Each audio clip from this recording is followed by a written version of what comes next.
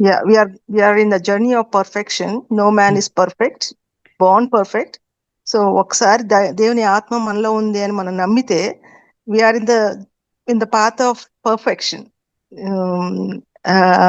ఎంతంటే నీతిమంతుడు 7 సార్లు పడినా లెగుస్తాడు కదా. సో ఆశగా ఉంటది అందరికి దేవుని యాక్సెప్ట్ చేసిన తర్వాత, ఒక దేవుని పొందుకోవాలి, దేవునికి చేయాలి అని. అది అందరికి అవుతుందా బ్రదర్? ఒక్కొక్కరికి ఒక్కొక్క అసైన్మెంట్ ఉంటుంది. అండ్ ఒక్కొక్కరికి ఒక్కొక్క పాత్ ఉంటుంది. But the ultimate goal is to glorify God in whatever you do and whatever you go through. And ఆ పాత అనేటువంటి చూడండి, మత్తయి సువార్త 5వ అధ్యాయం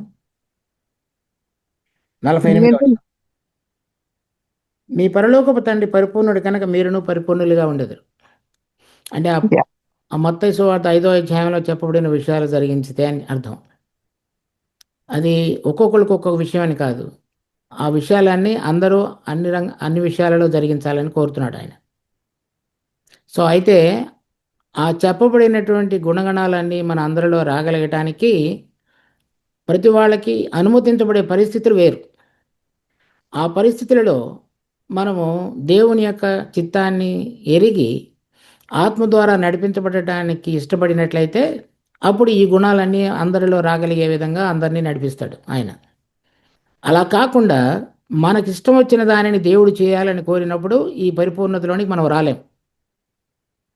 అది మనం గమనించవలసినటువంటి తేడా. Okay, brother. Thank you.